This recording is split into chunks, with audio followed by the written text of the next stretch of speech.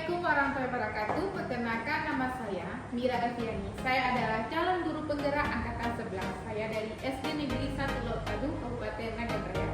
Pada kesempatan kali ini saya akan membuatkan video aksi nyata mengenai budaya positif modus 1.4. Mari sama-sama kita melihat video saya. Assalamualaikum warahmatullahi wabarakatuh. Alhamdulillah,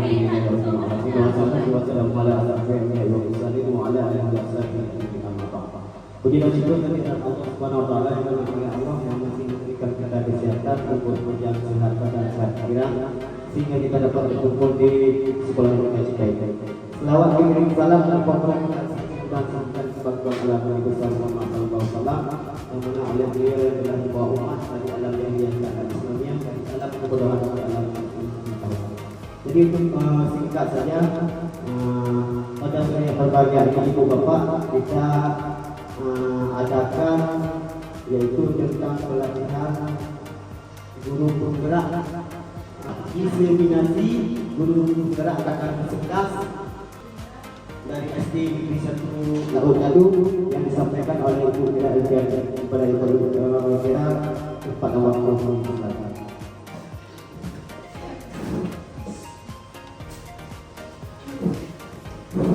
Assalamualaikum warahmatullahi wabarakatuh. Dalam bersyukur kita Allah Subhanahu wa taala yang mana berkat rahmatnya kita pada hari ini diberi kesempatan untuk bisa berkumpul. Dan tak lama pula kita sambungkan kepangkuan yang bersama Rasulullah. Terima kasih kepada moderator yang telah mengizinkan saya hari ini untuk memaparkan tentang budaya positif. Penghormatan saya kepada kepala sekolah, yaitu Bapak Menjadi SPD, beserta dewan-dewan guru semua yang telah hadir pada hari ini. Baik ibu-ibu semuanya dan bapak-bapak, hari ini saya akan melakukan diseminasi budaya positif. Ini adalah tugas saya sebagai calon guru penggerak di modul 1.4. Ibu-ibu ataupun bapak-bapak, ada yang tahu nggak apa itu budaya positif? Ya, oke. Kira-kira apa sih itu budaya positif? Atau pernahkah kita sebagai guru menerapkan budaya positif terhadap anak-anak kita di sekolah? Contoh hal yang paling simpel seperti kita menunggu siswa di depan pagar dan kita melakukan proses salaman. Itu adalah salah satu budaya positif yang diterapkan oleh guru terhadap muridnya. Atau contoh lain apa budaya positif? Kita ketika mengajar di kelas dengan berbahasa yang bagus, menggunakan kata-kata sopan santun, itu salah satu juga dari budaya positif. Kita lihat sekarang apa itu budaya positif. Oke, budaya positif merupakan bahasa yang berasal dari bahasa Sanskerta, yaitu budaya yang merupakan bentuk jamak dari budi yang memiliki arti budi atau akal. Budaya merupakan pola atau cara hidup yang terus berkembang oleh sekelompok orang dan diturunkan pada generasi berikutnya. Budaya di positif di sekolah adalah nilai-nilai keyakinan dan kebiasaan-kebiasaan yang kita lakukan di sekolah yang berpihak pada murid agar mereka dapat berkembang menjadi pribadi yang kritis, penuh hormat dan bertanggung jawab. Nah, setelah kita baca ini, apakah sudah kita terapkan di sekolah? Keyakinan ataupun kebiasaan-kebiasaan terhadap murid kita di sekolah. Yang paling utama adalah tentang kita berpihak pada murid. Nah, sekarang ini kita kan sudah menuju ke kurikulum merdeka. Kurikulum merdeka berarti dituntut kita, seperti pemikiran Bapak Ki Hajar Dewantara, bahwa tugas kita adalah menuntun. Bukan kita menuntut, tapi menuntun, yaitu kita berpihak kepada murid. Contohnya seperti apa? Anak-anak tidak mau belajar di kelas karena mereka bosan. Sedangkan kita sebagai guru mempertahankan hak kita harus belajar di kelas. Itu bukan lagi kita menuntut, tapi sudah menuntut untuk tetap di kelas. Sehingga kita tidak memberikan mereka kemerdekaan untuk bisa mereka berekspresi untuk berpindah tempat dalam belajar. Oke, budaya positif itu kita mulai dengan perubahan paradigma seperti pemikiran Bapak Ki Hajar Dewantara. Selanjutnya kita akan belajar mengenai disiplin positif. Selanjutnya motivasi hukuman penghargaan. Dan selanjutnya 5 posisi kontrol restitusi, keyakinan kelas, dan segitiga restitusi. Ini adalah Bapak Ki Haja Dewantara ya.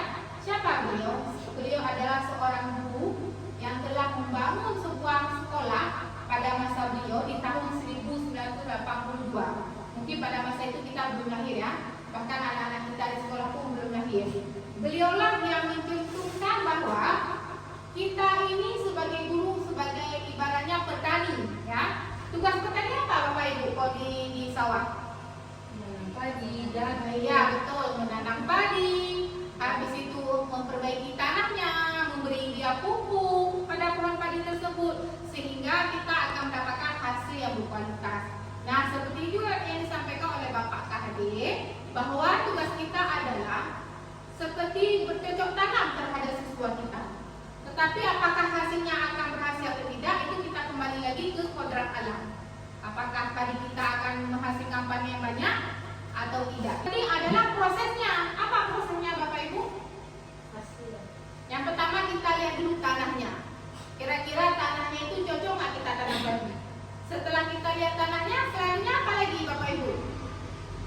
Mencari bibit yang berkualitas. Kalau bibitnya sudah berkualitas, otomatis akan menghasilkan tanaman yang berkualitas. Setelah bibitnya berkualitas, apa lagi tugas seorang petani? Menyiram, memupuk, memberi perhatian penuh. Habis itu mendapatkan sinar matahari yang berkualitas, dapat minum yang berkualitas dari semprot ataupun dari pupuk. Akhirnya barulah tumbuh sebuah padi yang utuh. Nah, seperti itulah kita di sekolah ini dan Bapak-bapak. Apakah sudah kita terapkan seperti itu di sekolah? Insyaallah, semoga ada ya. Nah, selama kita diskusi ini, jika seandainya kita pernah melakukan kesalahan di kelas, boleh kita diskusikan bersama. Kira-kira ini kita harus gimana ya jika menghadapi anak-anak yang paling nakal atau bagaimanapun? Boleh ditanyakan ya Ibu dan Bapak-bapak. Oke, ini saya bacakan sedikit ya. Perubahan paradigma menurut KHD. Seorang petani tidak bisa merubah padi menjadi jagung. Jadi, jika ia menanam padi, panennya pasti padi. Jika ia tidak mengubah kodrat tersebut, apa yang bisa dilakukan adalah dengan menumbuhkan padi, dengan memperbaiki tanahnya, memberi pupuknya, memelihara tanamannya, dan menghilangkan hamanya, sehingga padi bisa lebih cepat berkembang, menghasilkan buah yang lebih bagus. Begitu pula dengan pendidikan anak, adalah mendidik anak-anak menjadi penerus bangsa yang berkarakter. Apalagi sekarang kita sudah berpegang pada 5 nilai pelajar Pancasila: bertakwa, mandiri, kreatif, kolaboratif, gotong royong. Itu harus kita terapkan kepada anak-anak sehingga anak-anak kita itu menumbuhkan karakter yang bertakwa dan seterusnya. Oke Pak, silakan di next. Teori kontrol dari Dr. William Glasser. Nah, ini ilusi yang sering terjadi di sekolah ya. Yang pertama, ilusi guru mengontrol murid. Nah, nanti kita lihat nih, kira-kira saya berada di posisi mana ya sebagai guru. Yang kedua, ilusi bahwa semua pewarna positif efektif dan bermanfaat. Yang ketiga, ilusi bahwa kritik dan membuat orang merasa bersalah dapat memuakkan karakter. Yang ketiga, ilusi bahwa orang-orang dewasa memiliki hak untuk memaksa. Oke, next Pak, kita lihat contohnya. Oke, yang pertama, ilusi guru mengontrol murid. Pada dasarnya kita dapat memaksa murid untuk berbuat sesuatu jikalau murid tersebut memilih untuk tidak melakukannya. Contoh misalnya, dia datang terlambat. Nah, ambil tong sampah, habis itu bereskan satu perkarangan sekolah. Dia, kalau kita lihat wajahnya seperti tidak mau melakukan tersebut. Tapi kita paksa, harus wajib, nggak boleh, kamu nggak boleh masuk. Itu salah satu contoh kita sudah mengontrol anak untuk melakukan apa yang kita inginkan. Nah, itu salah, ya. Habis itu, apalagi selanjutnya, misalnya itu bentuk kontrol guru menjadi kebutuhan dasar yang dipilih murid tersebut. Nah, sehingga apa yang terjadi? Karena guru tadi memaksa, anak-anak terpaksa juga untuk melakukannya. Itu jangan lagi ya Ibu, kita usahakan ke depan. Jangan mengontrol siswa apa yang tidak diinginkan oleh siswa. Tapi kita perbaiki, kita tanya, kalau anak nggak mau beli sampah, apa yang mau dilakukan terhadap tindakan yang salah tersebut? Itu salah tadi terlambat. Kalau saya baca surah pendek aja sampai 30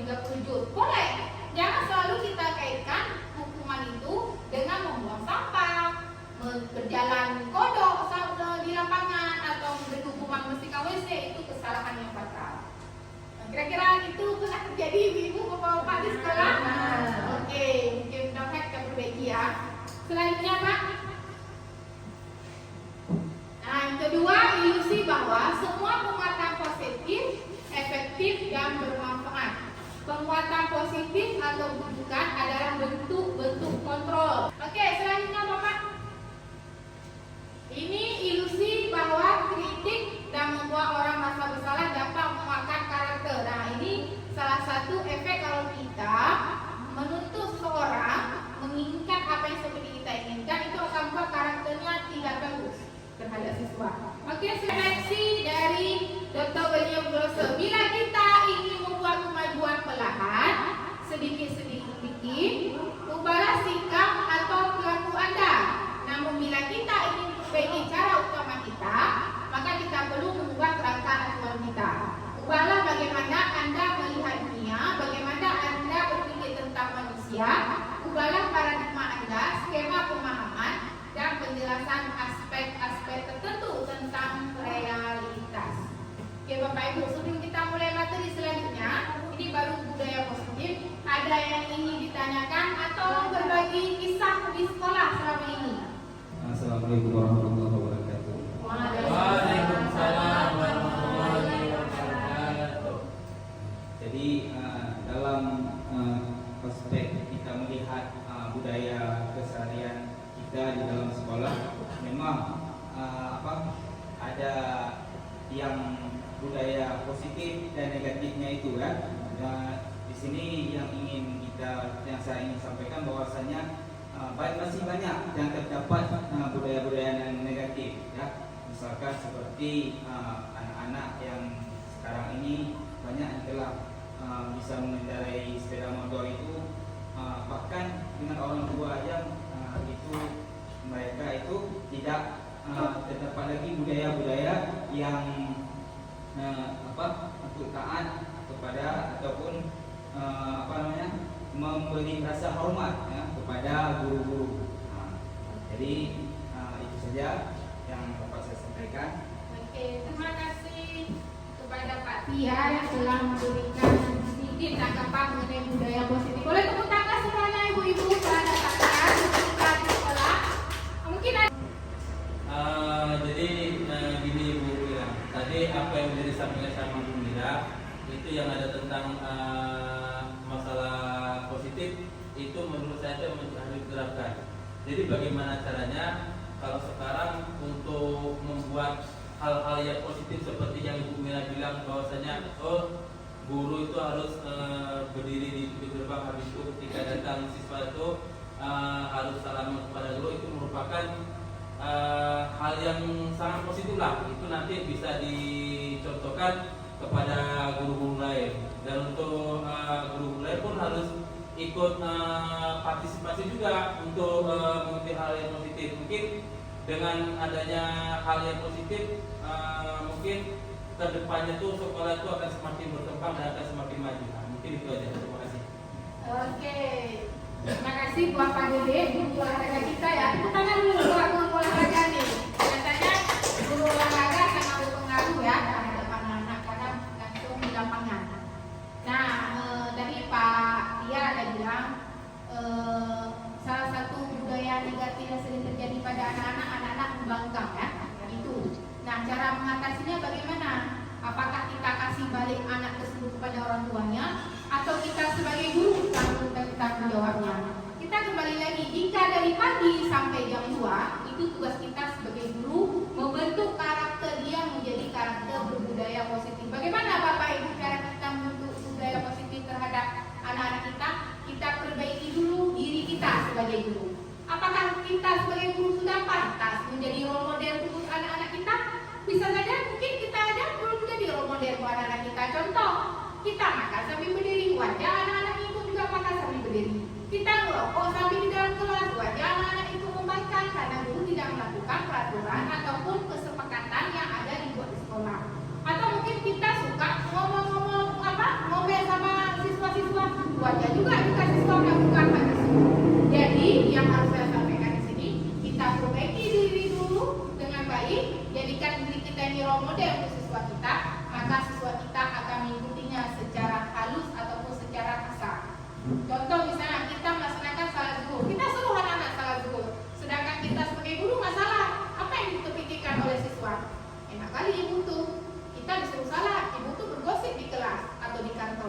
Sehingga apa? Kita bukan role model mereka. Kita hanya sebagai memberi teori, tetapi tidak praktek. Oke, kita belajar tentang disiplin positif. Nah, kalau dengar kata-kata disiplin apa tuh, Pak Ibu? Tepat waktu, kata Bu Fitri. Ada lagi? Apa tuh, Nak, disiplin? Peraturan, ya. Disiplin itu kita pasti oleh kita peraturan. Peraturan yang harus kita lakukan jika dianggap ada hukuman ataupun ada sanksi. Nah, sekarang kita lihat apa itu positif. Bagaimana cara membuat murid disiplin? Siapakah yang bisa mendisiplinkan murid? Apakah guru yang bisa mendisiplinkan murid, atau kepala sekolah, atau orang tua murid, atau murid itu sendiri? Nah, ini dikasih pertanyaan buat kita. Apakah kita yang harus mendisiplinkan murid? Apakah murid itu sendiri, atau orang tuanya, atau kepala sekolahnya? Murid sendiri. Tadi kata Bu Nuri, murid sendiri ya. Ada yang lain? Orang tua, kata Bu Kaca. Ada lagi Bu? Kita lihat siapa yang harus mendisiplinkan siswa. Makna kata disiplin, kebanyakan orang akan menghubungkan kata disiplin dengan tata tertib. Seperti saya sampaikan tadi, dengan teratur dan kepatuhan pada peraturan dan hukuman. Padahal itu sungguh berbeda, karena belajar tentang disiplin positif tidak harus dengan memberi hukuman. Justru itu adalah salah satu alternatif terakhir yang kalau perlu tidak digunakan sama sekali. Nah, kita coba nih mengingat selama kita mengajar nih sudah bertahun-tahun. Apakah cara kita memberikan disiplin kepada siswa dengan memberi hukuman jika mereka melanggarnya? Ya betul memang. Saya sendiri pun merasakan kalau selama ini kita mengajar dengan memberikan penerapan disiplin. Kalau mereka melanggar kasih hukuman. Contoh misalnya anak-anak buat tugas. Kalau nggak buat tugas nanti kalian berdiri di depan. Itu salah satu disiplin yang negatif, bukan disiplin yang positif. Disiplin positif apa contohnya? Anak-anak hari ini kerjakan tugas. Jika kalian siap hari ini, maka kita akan presentasikan. Jika tidak siap, apa konsekuensi? Kita kembalikan lagi ke siswa. Jadi sebelum kita memberikan hal-hal seperti itu, nanti ada kita belajar tentang keyakinan kelas. Kita serahkan kepada siswa, anak-anak, keyakinan kelas apa yang harus kita buat di dalam kelas. Contoh, mengerjakan PR, membuat tugas, menghargai guru di dalam kelas. Habis itu disiplin, tidak boleh berkelahi, menghormati antar teman. Kita buat di kertas. Setelah kita buat di kertas, kita tempel. Jadi ketika kita mengajar, misalnya ada yang berkelahi, Bu, isi pulang berkelahi Bu. Kita tanya, keyakinan kelas apa yang sudah dilanggar? Berarti menghargai sesama teman. Apa konsekuensi yang akan mereka ambil? Lalu kita serahkan ke mereka. Jangan kita yang kasih peraturannya, tapi kita serahkan ke mereka. Dan mereka bilang, Bu, kami akan minta maaf, habis itu kami tidak akan mengulangi lagi. Maka selesai. Nggak ada istilah kita sebagai guru waktu anak-anak bilang itu nggak bisa. Saya nggak terima sebagai guru kayak gitu. Kalian harus lari di lapangan 100 kali. Itu sudah jatuh hukuman. Sekarang diusahakan, ada dibilang tuh, usahakan kalau bisa sedikit pun jangan berikan hukuman kepada siswa. Caranya gimana? Salah satunya dengan memperbaiki keyakinan kelas. Kita buat peraturan di kelas atau kesepakatan, sehingga setelah itu kita kembalikan lagi ke siswa. Ketika mereka melanggar, apa yang harus mereka lakukan? Karena kita selama ini banyak nih yang belum menerapkan disiplin positif terhadap siswa-siswa kita. Lanjut Pak.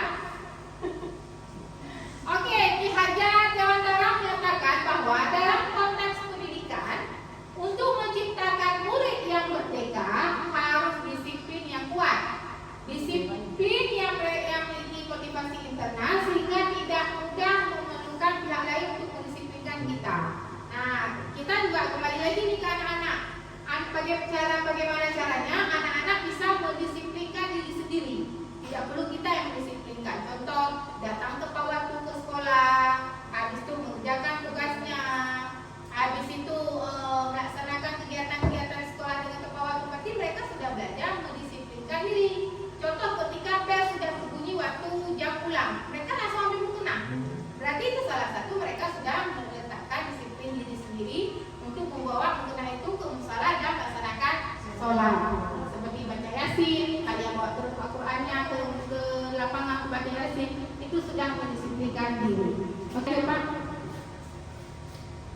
Nah, ini disiplin diri. Dengan kata lain, seseorang yang memiliki disiplin diri, mereka bisa bertanggung jawab terhadap apa yang dilakukannya, karena mereka mendasarkan dari motivasi intrinsik dan nilai-nilai kebajikan universal. Nah, ini disiplin diri ini kalau anak-anak sudah ada disiplin diri, mereka tidak mengharapkan sesuatu untuk hasil dari disiplin itu.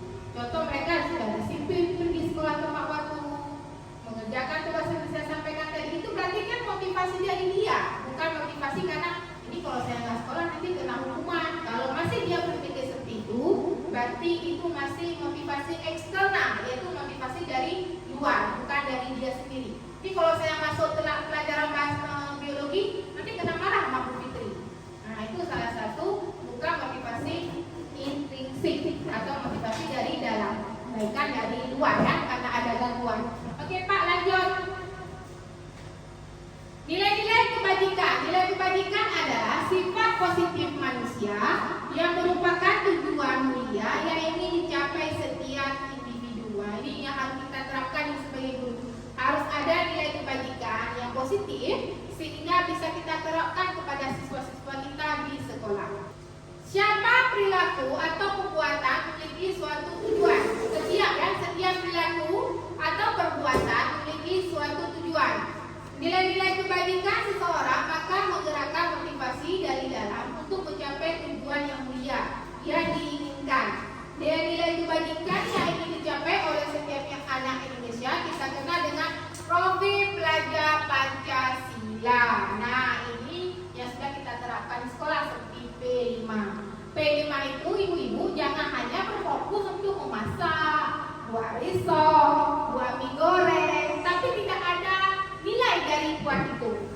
Setelah pelajaran itu, tanyakan kepada anak-anak apa kesimpulan hasil dari P5 kita hari ini, apa yang kalian dapatkan? Oh, kami bisa bekerja sama dengan baik. Oh, kami Bu bisa melaksanakan tugas kami sebagai siswa dalam menghidupkan budaya seperti buat legok itu kan budaya kita. Nah, itu harus kita tanya sama anak-anak, jangan siap buat lepek, legok, habis itu udah selesai pulang. Itu kita bisa Ibu ya. Kita harus menanyakannya kepada siswa. Sehingga profil pelajar Pancasila itu tertanam pada mereka. Coba sebutkan dulu apa-apa aja poin dari profil pelajar Pancasila. Yang pertama ada 6, apa-apa aja? Tadi saya ada sebutkan nih. Apa yang pertama? Bertakwa atau beriman kepada Tuhan Yang Maha Esa. Nah, waktu kita buat P5 harus ada itu. Kita mulai dengan misalnya buat risol. Nah, sebelum kita mulai kita baca doa dulu, kita baca Bismillah. Nah, itu harus. Yang kedua, apa lagi bagian dari P5 atau profil pelajar Pancasila? Gotong royong. Nah, kalau kita buat memasak seperti risol tadi, anak-anak sudah terbentuk gotong royong tidak? Jangan sampai kita buat kelompok nih buat risol. 2 anak sibuk gosip ujung sana, 3 anak sibuk potong-potong wortel. Berarti belum gotong royong, berarti mereka belum menerapkan dari profil pelajar Pancasila. Selanjutnya apa lagi? Kreatif, betul. Anak-anak bisa nggak mengubah bentuk risol? Jangan lurus selalu.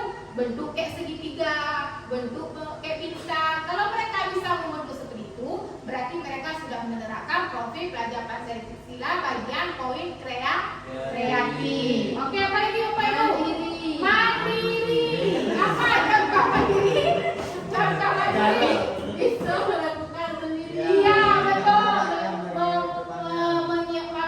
Mengadakan barang-barangnya sendiri, bawa anak-anaknya sendiri, itu salah satu mandiri. Bisa potong lah, setidaknya mungkin kita nggak bisa belajar memotong sayurannya kan. Selanjutnya apa lagi Bapak Ibu? Bernalar kritis. Iya, bernalar kritis. Nah, anak-anak sekarang dituntut bisa bernalar kritis. Contoh, Ibu, misalnya contoh kayak gini, bernalar kritis. Dia berani mengungkapkan pendapat. Kami nggak mau kelompokan di risol. Itu salah satu mereka bernalar kritis. Kami maunya risol cinta judulnya, misalnya kayak gitu ya. Kenapa nak? Karena kami mau bentuk risol itu dalam bentuk love. Nah, jadi itu mereka bernalar kritis mengubah inovasi yang baru atau modifikasi namanya ya. Selanjutnya apa lagi? Kebinekaan global. Iya, kebinekaan global apa? Menghubungkan dengan teknologi, menghubungkan dengan kehidupan mereka sehari-hari, bekerja sama, tidak membedakan antara satu dengan yang lain, itu masuk kebinekaan global. Selanjutnya, terima kasih Bapak Ibu, akhirnya bisa memahami dari profil pelajar Pancasila. Oke, next Pak. Nah ini ya yang tadi disampaikan oleh Bu Fitri. Memang luar biasa nih guru biologi ini ya, bisa menyebutkan 6 poin dari profil pelajar Pancasila. Tepuk tangan dulu Mbak Bu Fitri. Oke ya, kita lihat sama-sama ya. Oke, lanjut Pak. Nah, sebagai pendidik, tujuan kita adalah menciptakan anak-anak yang memiliki disiplin diri sehingga mereka bisa berperilaku dengan mengacu pada nilai-nilai kebajikan universal ataupun motivasi intrinsik, bukan ekstrinsik. Nah, ini harus kita tumbuhkan nih. Jangan kita biasakan sesuatu yang kita lakukan kepada siswa, mereka mengharapkan imbalan. Contoh, saya harus sering nampak nih di depan kelas, dia dapat juara 1. Itu tidak bisa. Dia harus aktif di kelas bukan karena untuk memperlihatkan kepada guru, tapi untuk ilmunya sendiri, untuk istilahnya kepedean dia, untuk maju ke depan, untuk dia aktif itu dia sendiri. Ya, jadi kita harus menemukan motivasi intrinsik. Paham ibu-ibu? Oke, next Pak. Oke, ini ada 3 motivasi perilaku manusia ya. Silakan Pak, next. Yang seperti saya bilang tadi, ada motivasi eksternal, itu motivasi dari luar. Karena ada gangguan, misalnya kita inginkan nih pada siswa, hari ini siapa yang dapat 100, ibu kasih permen 5. Itu jangan. Sekarang tidak boleh lagi ketika kita mengajar di kelas, kita iming-iming dengan penghargaan. Itu tidak boleh ya. Karena itu kalau sekarang di kurikulum Merdeka bisa membuat karakter anak yang tidak mendapatkan permen menjadi sedih. Sehingga yang tidak dapat permen, mereka mendapatkan sesuatu. Iya betul. Jadi yang tidak dapat permen, alah ngapain kita udah pasti itu si Ubay yang dapat kayak gitu. Itu nggak boleh. Ya, kita jangan biasakan memberikan penghargaan. Siapa yang bisa maju? Apa Bu dapatnya kalau kita dah sering dapat kasih penghargaan? Apa Bu hadiah yang kami dapat kalau kami bisa maju? Karena kita sering. Tapi kalau kita nggak pernah lakukan, mereka akan maju sendiri tanpa mengharapkan penghargaan. Nah, ada 2 nih kasus saya sendiri ya. Saya sering kasih penghargaan di kelas. Tiba-tiba ketika saya nggak sekolah, saya sakit, masuk guru lain. Alah males masuk sama Bu Ina. Nanti nggak dikasih apa-apa kita kok bisa jawab. Akhirnya apa efeknya? Mereka nggak belajar serius karena bukan guru yang kasih penghargaan yang masuk, guru lain. Mungkin sering terjadi ya di kita, memang kita tidak mengetahuinya atau tidak sadar. Oke Pak, lanjut. Nah, untuk menghindari ketidaknyamanan atau hukuman, ini adalah tingkat terendah dari motivasi perilaku manusia. Biasanya orang yang memotivasi perilakunya untuk menghindari hukuman atau ketidaknyamanan akan bertanya, apa yang akan terjadi apabila saya tidak melakukannya? Nah, tadi saya tanyakan ya, kalau saya maju Bu, apa hadiah buat saya? Kalau saya tidak maju, apa yang akan dilakukan ke saya? Karena kita sudah menghidupkan motivasi yang negatif, bukan motivasi yang intrinsik. Sebenarnya mereka sedang menghindari permasalahan yang mungkin muncul dan berpengaruh pada mereka secara fisik, psikologi maupun tidak terpenuhinya kebutuhan mereka. Bila mereka tidak melakukan tindakan tersebut, motivasi ini bernama eksternal, motivasi dari luar, bukan motivasi dari dalam. Oke, ada mungkin yang mau cerita tentang kasus di kelas masing-masing tentang anak-anaknya yang selalu mengharapkan penghargaan? Bu Dera mungkin ada yang mau bercerita, Bu Dera? Tidak, Bu Fajar? Tidak. Bu Farisi gimana? Boleh?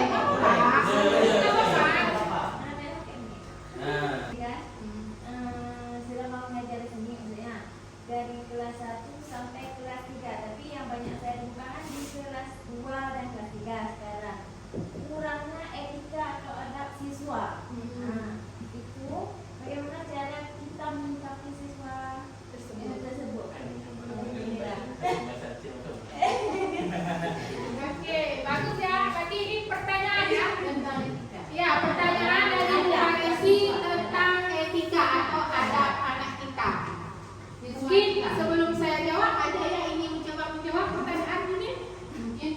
Ya, Pak Ban mungkin bisa jawab. Mungkin kan Bisa kita membantu. setiap guru kan ada pengalaman hidup, ya kan? Pengalaman kita menghadapi anak-anak itu bagaimana? Ada caranya masing-masing. Mungkin Pak Ban coba Pak Ban. Oke Bu, kita sekarang hidup di dunia generasi bukan generasi Z, generasi Alpha, generasi terakhir ya. Kalau kita kan ada generasi Z, generasi E, ini sudah generasi Alpha. Kalau ngomong bahasa sekarang kan bahasa anak-anak, bahasa gaul. Mereka bahasanya sering menyakiti hati orang, tetapi ketika orang menyakiti hati dia akan timbul rasa sakit hati. Karena anak sekarang itu sifatnya sudah lembut. Ibaratnya kayak TV dulu kan masih pakai tabung vakum tuh. Kalau misalnya nampak ngadaptasinya TV, kita ketok di atas meja di atas TV, nampaklah layarnya. Berarti masih bisa kita ketok. Berarti ibaratnya kalau kita dulu kalau anak-anak ngerti, kita pukul 3 kali, siap itu mereka jadi pintar, jadi anak yang sukses. Tapi kalau sekarang sudah TV di kita, apa TV di kita? Nggak bisa kita ketok sembarangan kayak dulu. Kalau dulu kita ketok, nampak layar TV-nya. Kalau sekarang kita ketok di TV di kita, bukan malah hidup, tambah hancur. Begitulah sekarang sifat anak-anak, karakter anak-anak. Cara kita sebagai guru adalah tugas kita sebenarnya banyak nih jadi guru nih. Dan tugas kita di rumah luar biasa sebagai orang tua ataupun sebagai istri atau ibu rumah tangga. Di sekolah tambah lagi, ya kan? Nah, caranya bagaimana? Nah, caranya adalah kita buat kelas itu menjadi kelas yang kita serahkan kepada siswa sebetulnya. Itu tugasnya berarti bukan satu kelas saja, semua kelas. Ya, kita kan wali kelas nih. Ketika kita jadi wali kelas, kita tahu di dalam kelas kita siapa anak-anak yang paling bandel.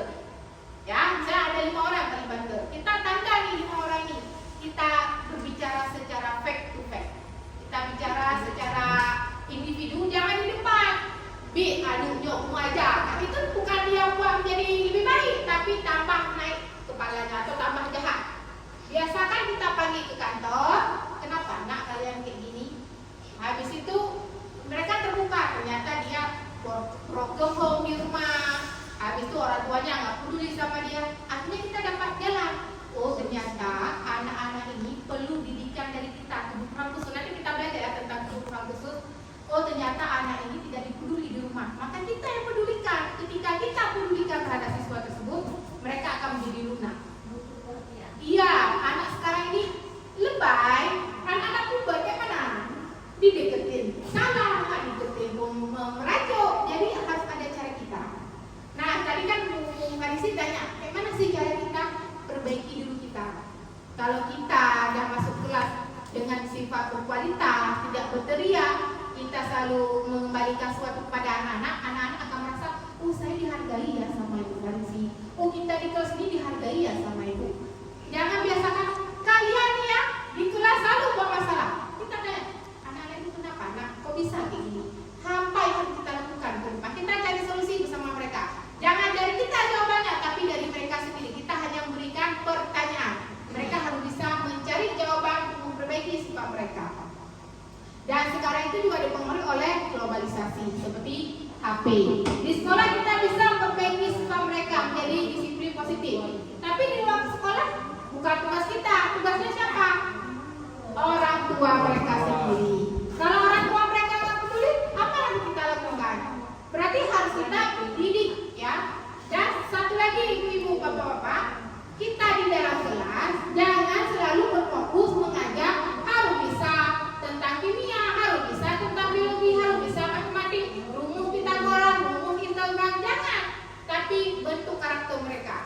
Sekarang saya tanya deh sama ibu-ibu dan bapak-bapak, apakah sudah ibu-ibu bapak terapkan ketika masuk kelas memberi pencerahan atau ceramah sebelum mengajar? Atau langsung masuk kelas, anak-anak, halaman buka, jelaskan. Tapi kalau kita sering menerapkan seperti Assalamualaikum wabarakatuh, anak-anak, hari ini kita lihat cuacanya sangat panas ya nak. Kenapa ya nak? Karena ada matahari pun. Kita harus berdiskusi. Kenapa ya nak kok bisa ada matahari? Ya itu ciptaan Allah. Betul. Nah sekarang ibu tanya sama anak-anak ibu, apakah anak-anak ibu hari ini sudah menerapkan kehidupan yang bersyukur pada Allah? Nah,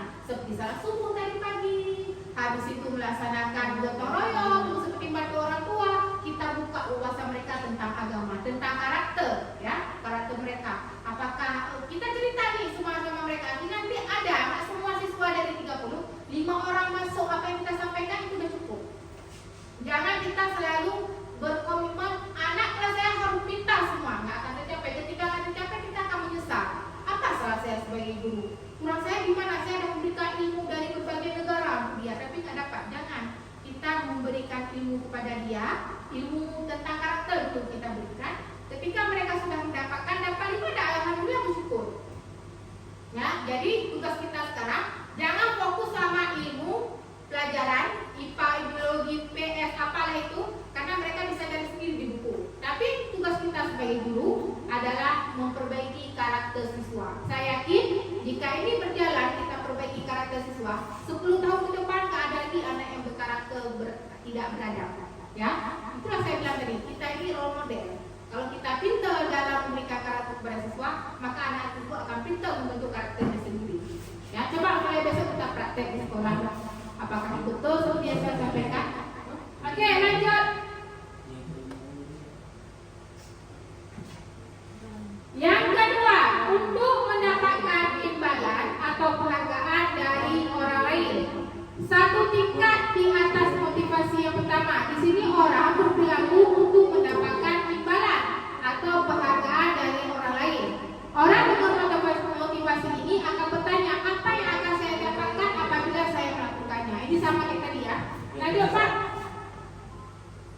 Yang ketiga, untuk menjadi orang-orang yang mereka inginkan dan menghargai diri sendiri dengan nilai mereka percaya. Orang dengan motivasi ini akan bertanya, akan menjadi orang yang seperti apa mereka melakukannya. Mereka melakukan sesuatu karena nilai mereka yang ingin dan hargai. Dan mereka melakukannya karena mereka ingin menjadi orang yang melakukan dari nilai mereka yang ini. Ini adalah motivasi dari internal atau bukan eksternal. Bapak Ibu bisa ceritakan nggak kepada saya di dalam kelas sudah kira-kira siswa mana yang telah menerapkan motivasi intrinsik? Dia nggak perlu kita suruh tugas yang selalu, nggak perlu kita suruh ke depan, dia selalu maju ke depan. Nggak perlu kita bilang kerjain dia selalu siap. Ada nggak kira contoh anak kita di dalam kelas seperti itu? Dia tidak mengharapkan penghargaan. Nah, kayak gitu. Mungkin Ibu nggak mau bercerita, ada yang mau bercerita masalah jarang. Nah, berarti kalau jarang ibu-ibu belum biasakan menerapkan motivasi intrinsik. Selalu kita melakukan motivasi eksternal, ya. Selalu mungkin kita yang salah. Kita sering memberikan penghargaan sehingga mereka nggak terbentuk seperti itu. Jadi tugas kita sekarang memperbaiki motivasi itu kita terapkan kepada siswa. Oke, next Pak. Nah, ini dihukum oleh penghargaan. Nah, ini jangan ya, tadi sudah saya bilang bahwa tidak boleh melakukan hukuman kepada siswanya. Selanjutnya, dihukum oleh penghargaan menurunkan kualitas. Nah, ini jangan nih. Habis itu penghargaan meningkatkan kreativitas, penghargaan mengurangi motivasi intrinsik. Sering ini terjadi. Dia sering dapat juara 1.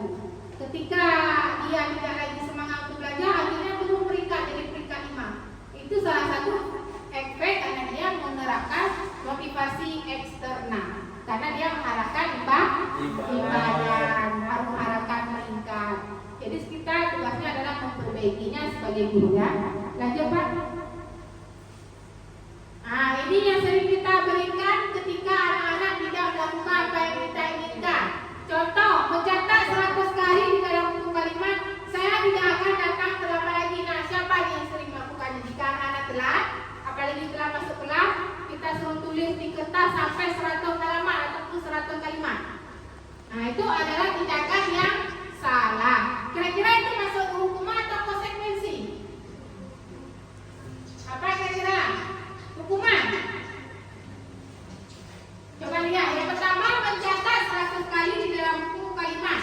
Saya tidak akan terlambat lagi karena terlambat ke sekolah. Itu masuk hukuman atau konsekuensi? Kira-kira apa beda hukuman dan konsekuensi itu? Ada yang bisa jawab apa beda hukuman dan konsekuensi Pak Tia? Apa beda hukuman dan konsekuensi?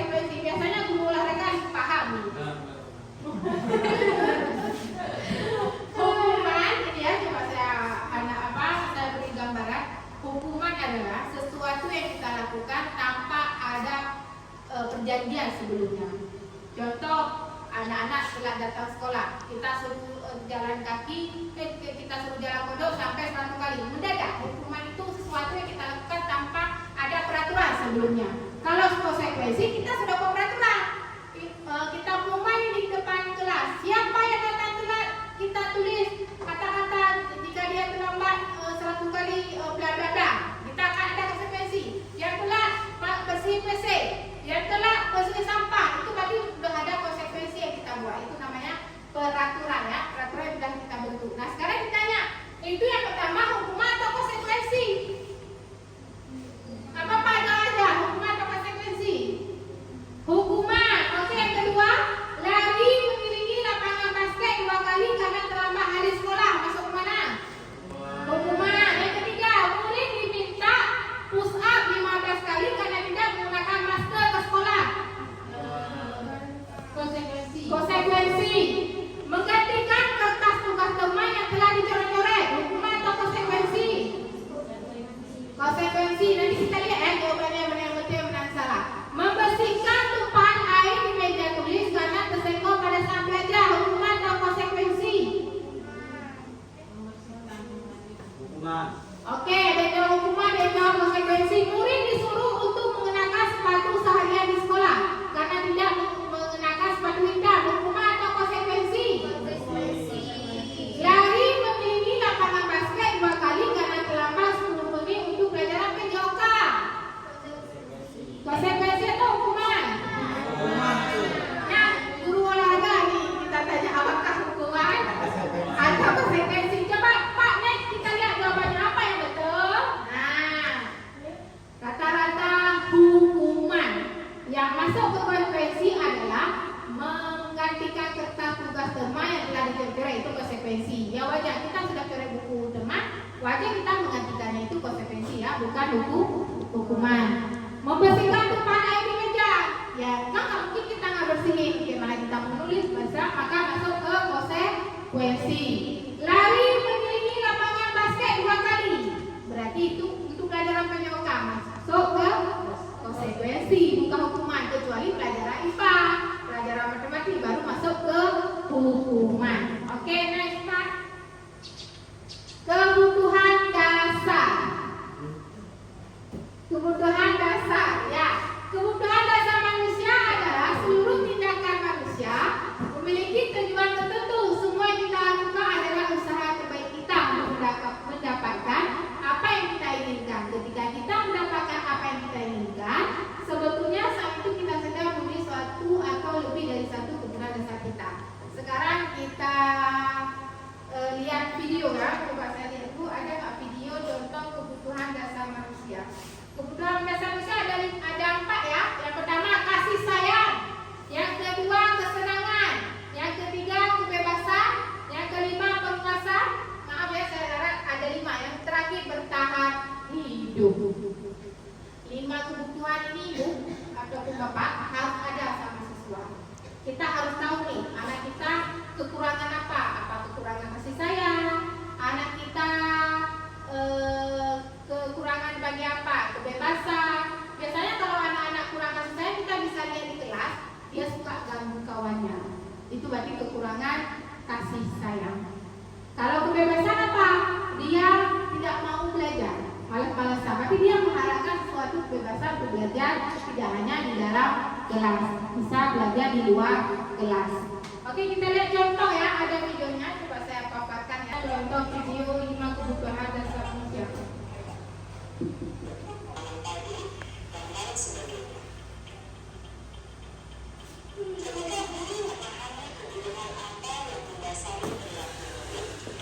Ibu boleh perhatikan ya video di depan tentang kebutuhan dasar manusia.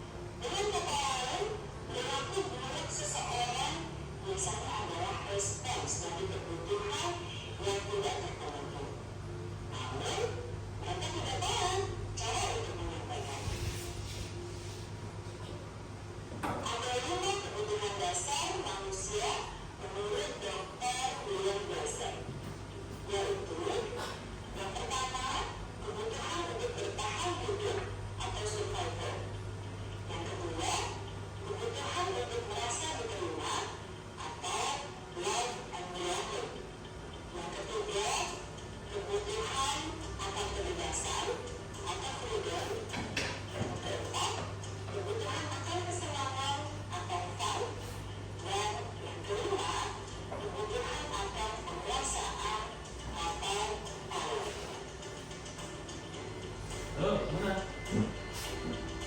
Udah. Nah, jadi berapa? Oh, tapi ada meja.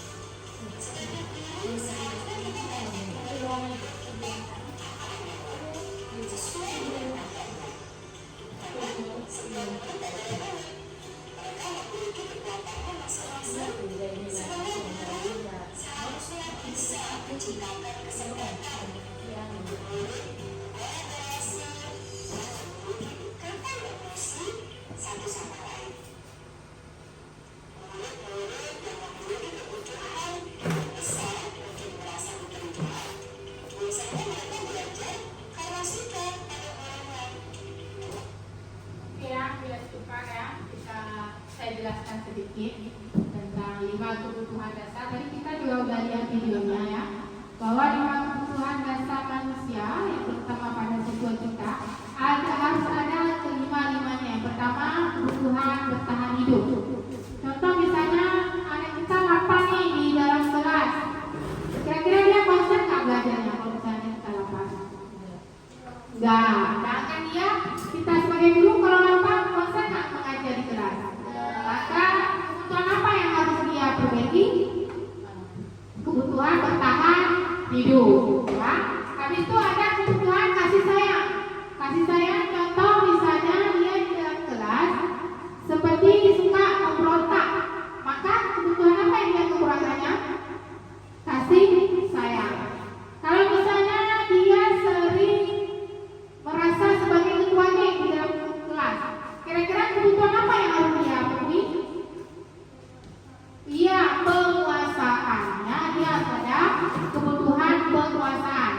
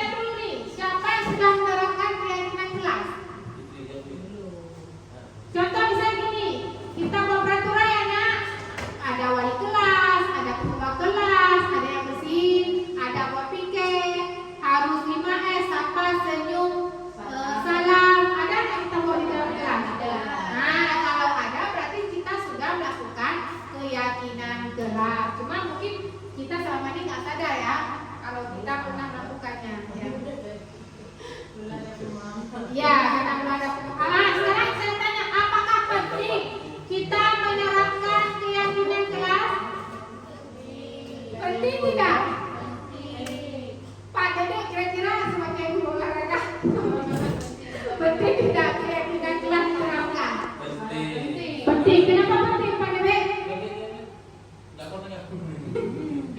Kenapa penting? Karena itu akan membuat mereka mengetahui sebuah peraturan dan mereka bisa memperbaiki peraturan jika mereka melanggarnya, ya. Atau kita lihat video saya mengajar tentang keyakinan kelas ya.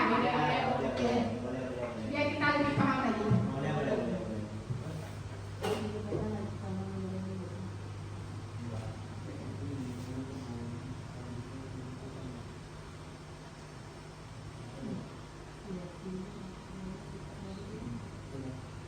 Ini adalah video saya melakukan dialog dengan siswa ya, karena dia melanggar keyakinan kelas.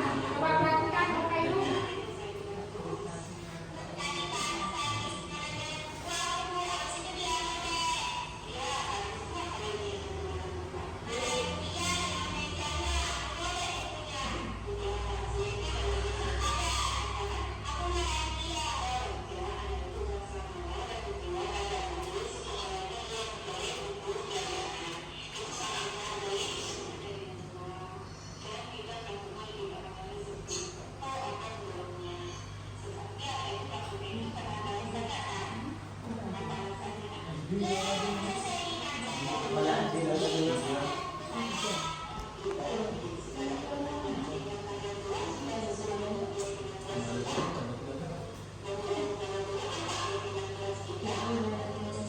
Nah, Ibu coba perhatikan, ini saya ada menanyakan keyakinan kelas, ya.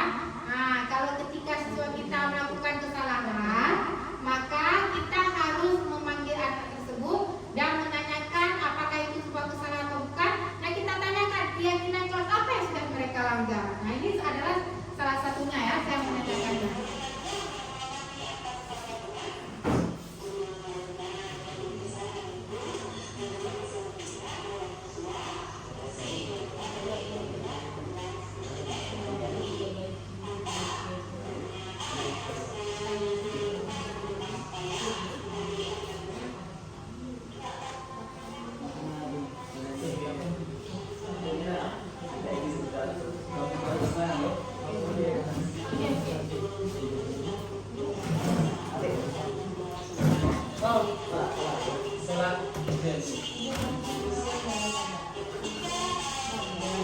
Oke, udah ya, itu salah satu contoh keyakinan kelas yang harus kita tanyakan ketika siswa melanggarnya.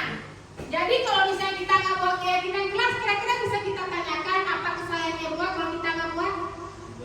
Enggak, maka perlu nih mulai besok bapak-bapak, ibu-ibu sebagai wali kelas ataupun guru datang ke dalam kelas, tanya sama anak-anak mau peraturan seperti apa di dalam kelas. Oh Bu, saya mau disiplin, tulis di papan tulis. Bu, saya mau harus selalu ramah guru-gurunya, tulis di papan tulis. Setelah ditulis, taruh di dalam apa boleh spanduk, apa kertas karton, tempelkan di dalam kelas itu. Jadi ketika guru lain masuk, oh guru harus senyum, berarti guru-guru lain harus memperlihatkan wajah senyum. Jangan datang ke dalam kelas itu wajahnya cemberut. Mentang-mentang dapat masalah di rumah pribadi, bawakan anak, itu tidak bagus ya. Maka wajib kita menerapkan keyakinan kelas. Apa saja contoh keyakinan kelas? Ini saya ada tulis ya. Contoh keyakinan kelas saya. Nah ini ya, coba ibu lihat, ini kita baca sama-sama. Ini ibu, bapak-bapak, ini kesepakatan kelas saya, kelas 4. Yang pertama apa bapak ibu? Ya, ketika kita sudah kasih tahu anak, setuju nggak? Bilang anak setuju Bu. Oke, checklist untuk ditulis di kertas karton. Yang kedua apa lagi bapak ibu? Ya, kita main lagi ke anak-anak, setuju nggak? Bilang anak setuju Bu, checklist. Harus ada anak-anaknya yang setuju. Kalau anak-anaknya tidak setuju, jangan kita tulis ya.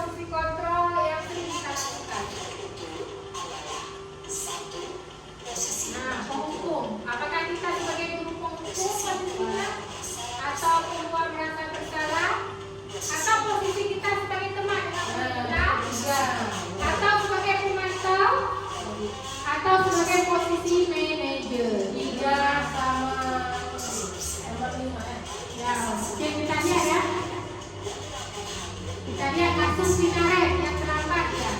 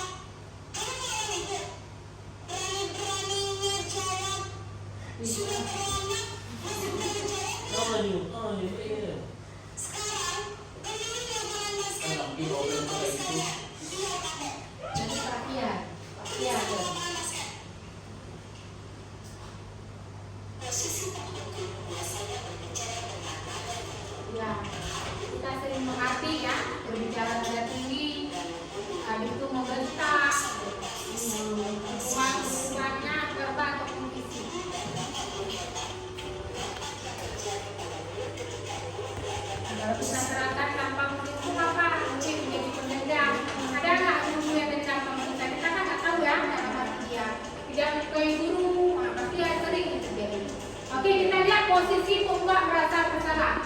Nah, ini yang saya cerita tadi di awal-awal.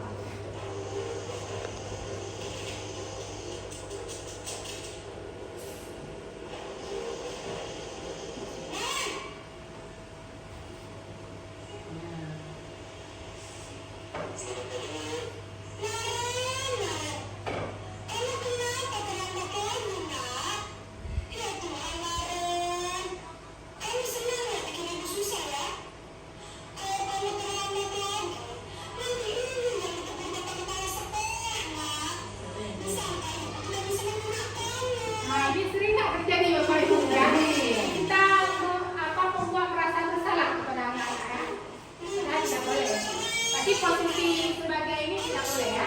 Posisi hukum juga tidak boleh.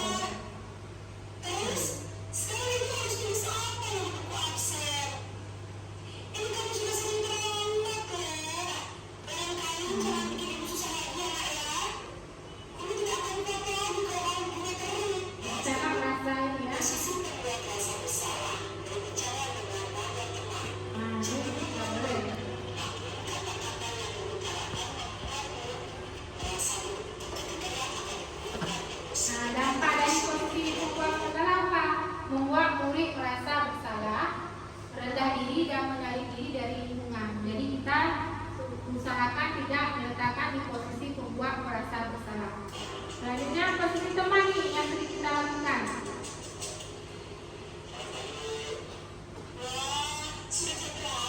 Nah ini kalau posisi teman ya, suara kita akan lembut.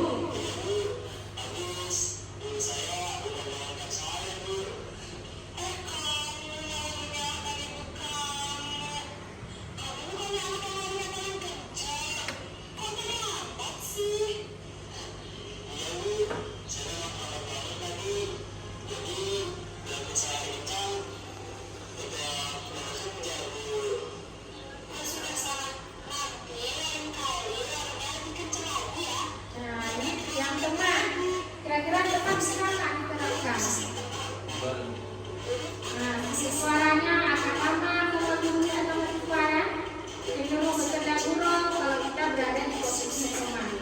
Dampak teman apa? Murid akan bergantungan kepada kita atau kepada satu orang. Yang kedua, murid tidak mandiri dan tidak bisa berpikir untuk diri sendiri karena merasa oh itu ibu sayang saya pasti tidak kena marah. Jadi jangan meletakkan kita di posisi teman. Posisi yang ketiga ya. Ini posisi pemantau. Ini pemantau. Kalau pemantau lebih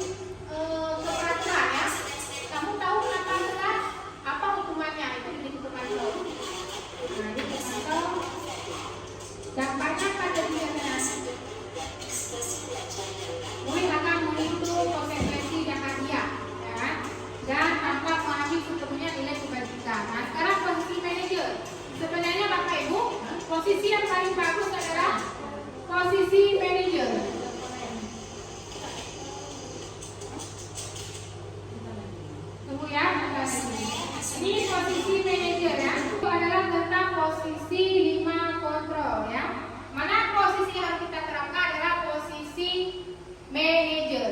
Ya, jangan kita terangkan posisi lain, tapi kita ini juga apa? Kita saring-saring juga. Kira-kira nggak cocok posisi manajer, kita kaitkan dengan posisi teman, posisi pemantau, tapi jangan kita selalu berpatokan dengan posisi selain posisi manajer. Selanjutnya tentang restitusi. Nah, restitusi ini tentang bagaimana kita memberikan ganjaran terhadap suatu masalah dia. Itu restitusi. Kasus restitusi itu kita melakukan 3 tahap: memfasilitasi tindakan, menstabilkan identitas, habis itu menanyakan keyakinan. Itu adalah namanya restitusi. Seperti kasus saya tadi berdialog dengan siswa. Ketika siswa dapat masalah, kita panggil ke depan. Nah, hari ini ibu bilang kamu terlambat kan, nak? Iya bu. Kok bisa terlambat, nak? Telah bangun tidur bu. Apa yang kamu lakukan tadi malam, nak? Bergadang bu, main HP. Kira-kira itu kesalahan bukan? Kesalahan bu. Kita tanya dia, keyakinan kelas apa yang sudah kamu langgar, nak? Menghargai kawan bu, karena saya datang telat. Oke, maka tindakan apa yang harus kamu lakukan? Maka saya akan datang sekolah tepat waktu bu, tidak akan lagi bergadang bu. Itu adalah salah satu contoh segitiga restitusi. Nah, mungkin cukup sekian materi yang saya sampaikan pada hari ini mengenai budaya positif. Ya, saya akhiri. Kalau ada salah saya mohon maaf, dan saya akhiri dengan Assalamualaikum warahmatullahi wabarakatuh. Assalamualaikum warahmatullahi wabarakatuh. Waalaikumsalam warahmatullahi wabarakatuh. Anak-anak ibu yang paling sayangi, hari ini kita akan membuat keyakinan kelas. Ya, kenapa harus kita buat keyakinan kelas atau kesepakatan kelas? Karena dengan ada keyakinan kelas, maka akan menjauhkan kita dari apa yang tidak kita inginkan. Seperti apa? Seperti bergerak di dalam kelas, berbicara tidak sopan di dalam kelas, tidak menghargai guru di dalam kelas. Maka wajib kita membuat keyakinan kelas. Keyakinan kelas itu sama seperti kesepakatan kelas. Nah, kita mau kemana di kelas yang bisa kita terapkan dan tidak kita melanggarkannya atau kita terapkan dalam kehidupan sehari-hari. Keyakinan kelas itu sebetulnya itu dinamai dengan peraturan kelas. Tapi sekarang kita ubah menjadi keyakinan kelas. Nah, ini tidak hanya di kelas normal saja, semua kelas wajib membuat keyakinan kelas sebelum belajar.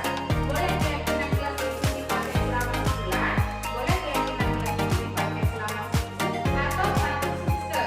Sekarang kita tanya mana anak ibu, kita mau buat keyakinan kelas selama seminggu, sebulan atau 1 semester? Oke, jawab. Apa contoh itulah contoh-contoh keyakinan yang bisa kita terapkan di dalam kelas. Kertas ini kalian tulis satu aja, nggak usah banyak, 1 orang 1 tulisnya. Dan misalnya kalian mau tulis harus mencintai kelas, kelasnya harus bersih, kelasnya tidak ada sampah, terserah mau apa. Pokoknya tentang keyakinan kelas kita. Berarti kalau dikatakan keyakinan kelas kita ini dalam keadaan aman, sejahtera, damai, dan bahagia. Ini buat dia. Pensil boleh, pulpen boleh.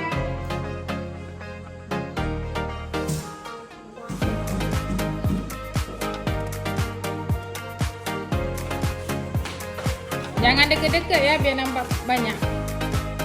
Iya, pintar abang. Ada lagi? Ada bu. Mana?